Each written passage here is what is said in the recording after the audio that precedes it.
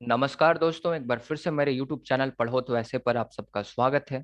आज हम foreign policy अर्थात विदेश नीति पर चर्चा करने वाले हैं और आज ये भी जानने की कोशिश करेंगे कि जो फॉरेन पॉलिसी और डिप्लोमेसी है दोनों एक ही चीजें हैं या फिर दोनों में अंतर है, अर्थात विदेश नीति और जो कूटनीति होती है एक ही है या दोनों में अंतर है। देखिए, इस डिस्कशन को शुरू करने से पहले आप सबसे मैं तहे दिल से एक रिक्वेस्ट करना चाहूंगा। भाई, थोड़ा आत्मनिर्भर बनने की कोशिश कीजिए। अब 5th सेमेस्टर में आ गए हैं, ग्रेजुएट हो जाइएगा। उसके बाद जेपीएससी, यूपीएससी, यूपीपीएससी, बीपीएससी का फॉर्म भरिएगा। लेकिन आज भी कुछ ऐसे मेरे स्टूडेंट हैं जो मुझे स्टार्टिंग से फॉलो कर रहे हैं। पता नहीं मेरे लेक्चर अच्छे से देखते हैं या नहीं देखते हैं, ये मुझे नहीं पता। पर अगर लेक्चर देखते होंगे तो पूरा लेक्चर प्लेटो का पढ़ने के बाद आप हमसे आकर मेरे टेलीग्राम पे पूछते हैं कि इसके क्रिटिसिज्म्स क्या होंगे। भाई, जो हिंदुस्तान का समाज है ये तो कमियां निकालने में काफी आगे है, आलोचना करने में। तो थोड़ा सा समाज का गुण सीखिए। आपने पूरे प्लेटो को पढ़ा तो आपको समझ में नहीं आया कि क्या क्या कमियां हैं? अच्छा, प्लेटो को ऐसा नहीं बोलना चाहिए था, यहाँ पे ये गलती बोल रहा है आज के समाज के हिसाब से, या ये गलत बात है, ये मॉरल नहीं है, ये नैतिक बात नहीं है। तो ये सब थोड़ी थोड़ी चीजें समझना चाहिए, आपको कोशिश करना चाहिए अपने तरफ से। क्योंकि अभी तो भाई 15 क्वेश्चन पढ़ के चले जाते होगे, 10 क्वेश्चन आते हैं एग्जाम में, उसमें से भी 5 करने होते हैं आपको, तो मार्क्स भी अच्छे ला लेते होगे। पर ऐसे नहीं है, कंपटीशन में आगे जाइएगा तो आपको बताकर यूपीएससी क्वेश्चन देगा या बीपीएससी की चलो चलो तुम्हें फॉरेन पॉलिसी से ये क्वेश्चन हम ला कर देते, जाओ जाओ तैयारी करके आओ। वहां तो कुछ भी क्वेश्चन आ सकता है, तो आपको उसके लिए प्रिपेयर्ड होना पड़ेगा। और इसके लिए अपने थोड़े राइटिंग स्किल, अपने थोड़े सोचने की शक्ति को बढ़ाइए। मैं जब पढ़ता था तो हम हमारे टाइम तो अच्छे टीचर्स भी नहीं थे। कम से कम पढ़ो तो ऐसे, मैंने एक ऐसा प्लेटफॉर्म लाकर खड़ा कर दिया है जहां आपको कॉन्सेप्ट समझाता हूँ। यहाँ हमें खुद से बुक रीड करके खुद से समझना पड़ता था, और उसके बाद भी हमने किया। और हम भी एक मिडिल क्लास फैमिली से बिलोंग करते हैं, और हम भी एक नॉर्मल एवरेज स्कूल से हमारी भी पढ़ाई हुई है। थोड़ी अंग्रेजी अच्छी हो सकती है मेरी, बट नॉर्मल स्कूल से ही पढ़ा लिखा हूं, तो हम तो करते थे। तो मेरे ख्याल से आपको भी कोशिश शुरू कर देनी चाहिए। तो बस यही रिक्वेस्ट था, ये आपके भलाई के लिए, इससे मेरा कुछ नहीं होगा। तो चलिए फॉरेन पॉलिसी पर चर्चा हम लोग शुरू करते हैं। यहाँ देखिए, हर एक जो कंट्री है, हर एक जो देश है, हर एक जो राज्य है, राज्य का मतलब तो पता ही होगा, जब पॉलिटिकल साइंस के भाषा में बात करते हैं राज्य कहता हूं तो उसको देश समझा कीजिए। राज्य का मतलब यहाँ झारखंड बिहार से हम लोग डील नहीं करते, ठीक है?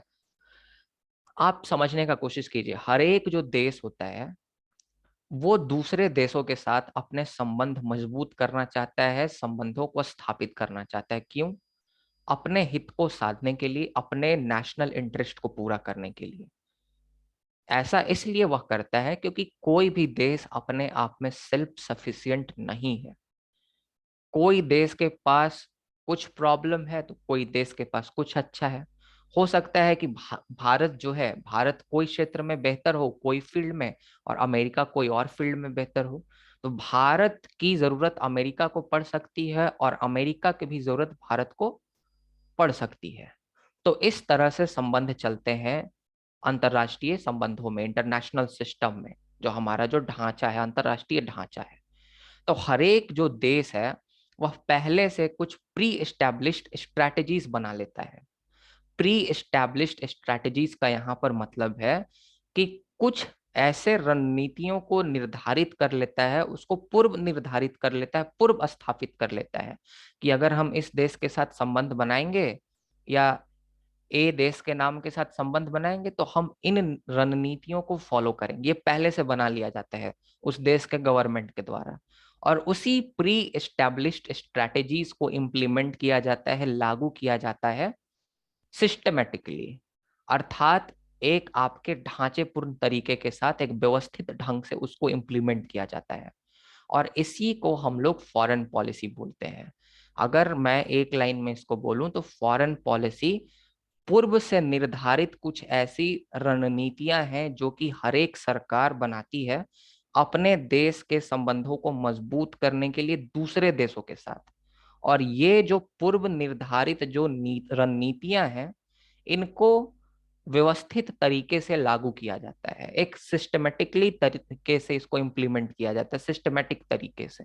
तो इसी को हम लोग फॉरेन पॉलिसी आम भाषा में कहते हैं। फॉरेन पॉलिसी जो है वह इंटरनेशनल रिलेशन का ही एक सब पार्ट है। और आपको पता होगा कि इंटरनेशनल रिलेशन के कोर में नेशनल इंटरेस्ट आता है, अर्थात राष्ट्रीय हित आती है। तो हम फॉरेन पॉलिसी के मदद से भी अपने राष्ट्रीय हितों को ही साधने का प्रयास करते हैं। मतलब ऐसी नीतियां बनाते हैं जिससे अन्य देशों के साथ हमारे संबंध मजबूत हों और अन्य देशों के साथ अच्छे संबंधों का, बेहतर संबंधों का हम फायदा उठा सकें और अपने राष्ट्रीय हितों को पूरा कर सकें। तो यही कुल मिलाकर फॉरेन पॉलिसी की अवधारणा है, विदेश नीति यही है कुल मिलाकर। Pre-established strategies designed and implemented systematically to manage a country's relationship with other countries। ये चीज आपको समझ में आया। एक जो आपके थिंकर हैं उनका नाम है हरमन। हरमन कहते हैं कि फॉरेन पॉलिसी को आप देखकर किसी भी राज्य के, किसी भी स्टेट, यहाँ स्टेट का मतलब कंट्री, किसी भी कंट्री के हम व्यवहारों को प्रिडिक्ट कर सकते हैं, उसको बता सकते हैं। बिल्कुल बताया जा सकता है। जब हम इंटरनेशनल रिलेशन पढ़ा करते थे सेमेस्टर 3 में, तो वहां भी हमने आपको बताया था कि फॉरेन पॉलिसी जो है एक मेजर डिटर्मिनेंट है, जिससे हम ये कह सकते हैं या प्रिडिक्ट कर सकते हैं कि ये जो देश है, ये जो राज्य है, भविष्य में किस प्रकार से व्यवहार करेगा। तो फॉरेन पॉलिसी जो है कुछ भी नहीं बल्कि बिहेवियर ऑफ स्टेट को दर्शाता है, उसको शो करता है, उसको पोर्ट्रे करता है, उसको रिप्रेजेंट करता है। ये जो अगला डेफिनेशन आपका आ रहा है ये बहुत ज्यादा इंपॉर्टेंट है। ये कोटेशन तो आपको लिखना ही पड़ेगा अपने आंसर्स में, तब आपका आंसर्स बेहतर बनेगा। जॉर्ज मॉडल्स्की जो है एक आपके थिंकर हैं, वह फॉरेन पॉलिसी को डिफाइन करते हैं। Foreign policy is the system of activities evolved by the communities for changing the behaviour of other state and for adjusting their own activities to the international environment. इसका मतलब क्या हुआ? तो foreign policy जो है वह एक ऐसा सिस्टम है एक्टिविटीज का जो कि विकसित किया जाता है कम्युनिटीज के द्वारा। कम्युनिटीज का यहाँ आप कंट्री समझ सकते हैं। हर एक कंट्री के द्वारा आपके कुछ एक्टिविटीज को विकसित किया जाता है। उन एक्टिविटीज को इसलिए विकसित किया जाता है ताकि आप सामने वाले कंट्री का जो है बिहेवियर चेंज करा सकें। आप फॉरेन पॉलिसी क्यों इम्प्लीमेंट करते हैं? आप फॉरेन पॉलिसी के तहत जो रणनीतियां बनाते हैं उसका सबसे आपका महत्वपूर्ण मकसद, सबसे महत्वपूर्ण लक्ष्य ये होता है कि आप सामने वाले देश को अपने हिसाब से काम करवा सकें। मतलब आप सामने वाले देश के व्यवहार में बदलाव ला सकें। मान लीजिए आप बुलेट ट्रेन चाहते हैं कि 10 बुलेट ट्रेन हमारे देश में चले, एग्जाम्पल के तौर पर। पहले तो लग रहा है कि साइकिल की स्थिति आने वाली, जिस तरह से पेट्रोल के दाम बढ़ रहे हैं, पर एग्जाम्पल ले लो। मान लीजिए बुलेट ट्रेन अगर हम अपने देश में लाना चाहते हैं और हम जापान को कहना चाहते हैं कि भाई आजा हमारे घर में थोड़ा बुलेट ट्रेन 10 चला दे, तो क्या करेंगे? फॉरेन पॉलिसी का ही इस्तेमाल करेंगे हम लोग। फॉरेन पॉलिसी स्ट्रैटेजी बनाएंगे कि भाई किस तरह से जापान को हमारी बात मनवाई जाए। और फॉरेन पॉलिसी की मदद से क्या कर रहे हैं? हम जापान के व्यवहार को बदलने की कोशिश कर रहे हैं अपने हिसाब से, ताकि वह हमारी बात मान जाए और आकर हमारे यहाँ बुलेट ट्रेन बना दे। समझ रहे हैं बात को? तो इसीलिए आपको ये चीज समझनी पड़ेगी कि जो आपका फॉरेन पॉलिसी का मेजर एम, मेजर गोल जो होता है, जो प्राइमरी गोल होता है, वह होता है किसी भी राज्य के एग्जिस्टिंग बिहेवियर को, उसके व्यवहार को बदलना, उसके व्यवहार में बदलाव करने की कोशिश करना। और यही फॉरेन पॉलिसी का मेन गोल है। इंडिया भी अपने फॉरेन पॉलिसी को बनाता है तो फॉरेन पॉलिसी को इस तरह से डिजाइन करता है ताकि जो सामने वाली कंट्री है, इंडिया, सामने वाली कंट्री के बिहेवियर में बदलाव ला सके और वह बदलाव ऐसा हो कि वह इंडिया को फायदा पहुंचाए, इंडिया के हित में हो। तो ये फॉरेन पॉलिसी का मेन ऑब्जेक्टिव है।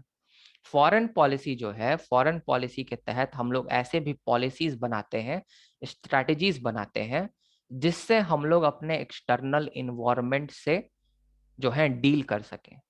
अब जैसे एग्जाम्पल लीजिए नॉन अलाइनमेंट मूवमेंट, ठीक है। जो नॉन अलाइनमेंट मूवमेंट जो जवाहरलाल नेहरू ने चलाया था, वह क्या था? वह एक फॉरेन पॉलिसी का ही पार्ट था, एक तरह से विदेश नीति ही तो थी हमारी। जो गुटनिरपेक्ष जो आंदोलन की शुरुआत हुई थी, विदेश नीति थी। और वह विदेश नीति नेहरू साहब ने क्यों बनाया था? तो नेहरू साहब ने बनाया था ताकि वह अपने एक्सटर्नल इन्वायरमेंट से, अर्थात वह अपने बाह्य वातावरण से डील कर सके। बाह्य वातावरण उस समय क्या था?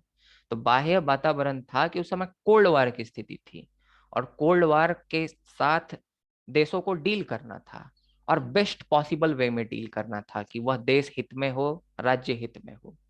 तो एक तो ऐसा डील कर सकते थे कि भाई वह यूएसएसआर से जुड़ जाते, या हो सकता था यूएस से जुड़ जाते, या हो सकता था दोनों से अलग रहते। तो उन्होंने ये जो नीति बनाई, विदेश नीति बनाई, उसमें उन्होंने तय किया कि हम इस कोल्ड वार के एक्सटर्नल इन्वायरमेंट से डील करने के लिए हम किसी गुट का समर्थन ना करके हम अलग रहेंगे।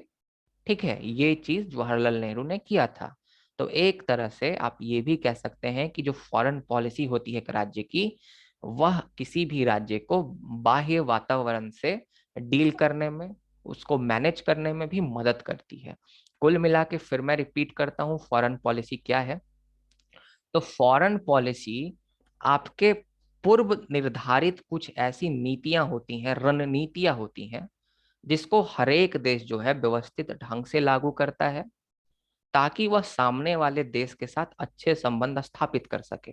और अच्छे संबंध स्थापित करने का कारण है आपका नेशनल इंटरेस्ट, राष्ट्रीय हित। राष्ट्रीय हित जो है वही आपका केंद्र में विषय है, वही आपका केंद्र बिंदु है पूरे फॉरेन पॉलिसी का, इनफैक्ट पूरे इंटरनेशनल रिलेशन का।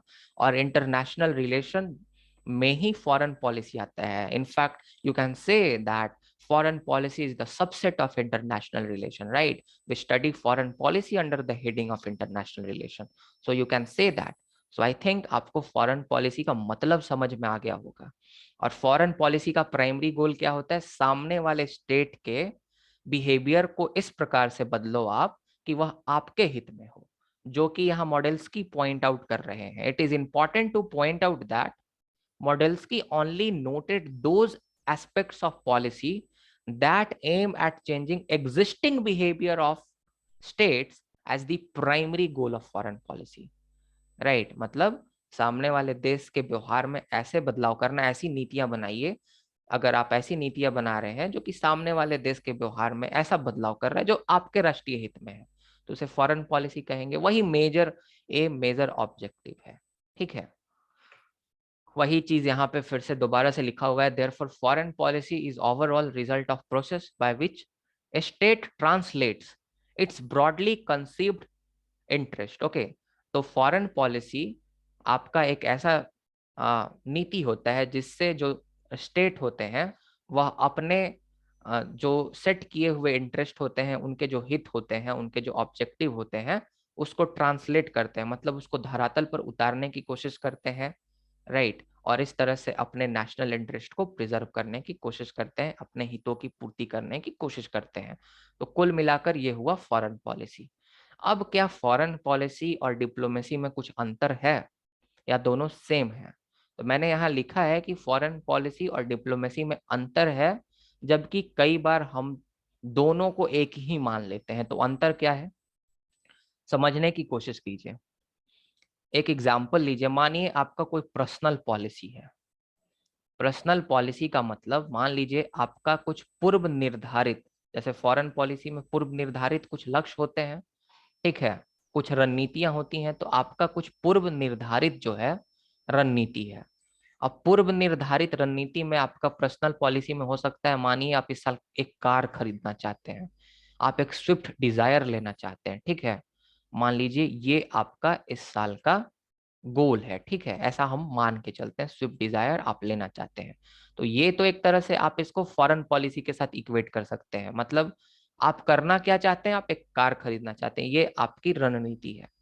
अब इस रणनीति को पूरा कैसे कीजिएगा? हो सकता है आप कार खरीदने के लिए कुछ पैसे बचाएं, हो सकता है आप बैंक से लोन लें, हो सकता है कि आप सेकंड हैंड लेने की कोशिश करें। तो आपने एक बार अपनी रणनीति तय कर ली, अच्छा मैं ये करना चाहता हूं, तो आपको ये भी तय करना पड़ेगा कि अच्छा ये तो मैं करना चाहता हूं, पर कैसे करूंगा, कैसे इसको किया जा सकता है। तो आप जो तय करते हैं कि अच्छा मैं ये करूंगा, वह हो गया फॉरेन पॉलिसी एक तरह से, और इसको कैसे करूंगा ये हो गया आपका डिप्लोमेसी। तो फॉरेन पॉलिसी का मतलब होता है आप क्या करना चाहते हैं, मतलब आपका देश जो है क्या करना चाहता है, और डिप्लोमेसी का मतलब होता है आप उसको कैसे करेंगे। ठीक है, मान लीजिए आपका फॉरेन पॉलिसी का पार्ट है कि आप अक्साई चीन को अपने में मिलाना चाहते हैं, एग्जाम्पल दे रहे हैं, अक्साई चीन को अपने में मिलाना चाहते हैं। तो आपने एक तो पूर्व निर्धारित एक अपनी रणनीति बना ली कि अक्साई चीन को हम अपने आप में मिलाएंगे, पर कैसे मिलाइएगा, तो ये तो फॉरेन पॉलिसी हो गया। पूर्व निर्धारित जो नीति है ये तो फॉरेन पॉलिसी होगी, जो रणनीति है। पर आप अक्साई चीन को कैसे मिलाइएगा, क्या क्या तरीके हो सकते हैं, तो वह है डिप्लोमेसी। तो foreign policy, what you do, आप क्या करते हैं, वह फॉरेन पॉलिसी है। आप कैसे करते हैं वह डिप्लोमेसी है, वह कूटनीति है। और जो व्यक्ति कूटनीति करता है, जो डिप्लोमेसी करता है, उसको डिप्लोमेट बोला जाता है। ठीक है, उसको क्या बोला जाता है, डिप्लोमेट बोला जाता है, जिसको हम लोग राजनयिक कहते हैं। डिप्लोमेट को राजनयिक। तो राजनयिक जो है वह डिप्लोमेसी करता है, that means diplomat diplomacy practice करता है। और डिप्लोमेसी क्यों प्रैक्टिस की जाती है, फॉरेन पॉलिसी को लागू करने के लिए। अर्थात आप बिना डिप्लोमेसी के फॉरेन पॉलिसी को धरातल पर उतार नहीं सकते। तो इसीलिए हम ये भी कह सकते हैं कि डिप्लोमेसी एक ऐसा यंत्र है, एक ऐसा टूल है, एक ऐसा माध्यम है जिससे हम लोग फॉरेन पॉलिसी को लागू करते हैं, जिसको हम लोग उसको धरातल पर उतारते हैं, उसे हम लोग एक शकल देते हैं। रियलिटी में एक इसको शकल प्रोवाइड करते हैं हम लोग। अगर आपको याद हो सेमेस्टर 3 में, अगर आप मेरे रेगुलर व्यूअर हैं, तो हमने आपको दो चीजें पढ़ाई थी, आप उससे भी इसको कंपेयर कर सकते हैं। इंपीरियलिज्म अर्थात साम्राज्यवाद, और दूसरा था कोलोनियलिज्म। कोलोनियलिज्म क्या था, उपनिवेशवाद। तो मैंने आपको बताया था कि इंपीरियलिज्म एक नीति है, एक पॉलिसी है। और इंपीरियलिज्म को जिस तरीके से प्रैक्टिस में लाया जाता है, धरातल पर उतारा जाता है, उसको कोलोनियलिज्म कहा जाता है। That means imperialism is the policy, on the other hand the practice of imperialism, that means the practice by which the imperialism is given the practical shape, that is called colonialism। तो इस तरह से भी आप समझ सकते हैं। तो कुल मिलाकर foreign policy, what you do, आप क्या करना चाहते हैं, पहले से आपका तय रहता है आप क्या करना चाहते हैं। डिप्लोमेसी, कूटनीति, आप उसको कैसे करेंगे, राइट। इसका मतलब डिप्लोमेसी एक ऐसा इंस्ट्रूमेंट है, एक ऐसा माध्यम है जिससे हम फॉरेन पॉलिसी को जो है वह धरातल पर उतारने की कोशिश करते हैं। मुझे उम्मीद है आपको समझ में आया होगा। अब इसी चीज को आपको अपने लैंग्वेज में लिखना है। अगर हिंदी माध्यम के हैं तो हिंदी में इसी चीज को लिख दीजिए समझ के, इंग्लिश माध्यम के हैं तो अंग्रेजी में लिख दीजिए ट्रांसलेट करके। अब इंपीरियलिज्म और कॉलोनियलिज्म मैं थोड़ी याद करने गया हूँ कि क्या होता है, आप मुझे बोलेंगे तो हिंदी में भी लिख दूंगा, अंग्रेजी में भी लिख दूंगा। तो नोट्स पर निर्भरता छोड़िए, मैं फिर कह रहा हूँ। इसके आगे वाले लेक्चर्स में हम डिस्कस करेंगे determinants, determinants of foreign policy, determinants of foreign policy, principles of India's foreign policy, objectives of India's foreign policy, journey of India's foreign policy. ये सब टॉपिक्स आएंगे, छोटे छोटे लेक्चर्स में आएंगे, 10 मिनट 15 मीडियम जो जो आपका मिनट का टाइम होगा उसमें मैं लेक्चर्स बनाऊंगा। मुझे उम्मीद है आपको लेक्चर पसंद आया तो दोस्तों के साथ शेयर कीजिए, सपोर्ट करते रहिए, अच्छे से पढ़ाई कीजिए, आत्मनिर्भर बनिए। बहुत बहुत धन्यवाद।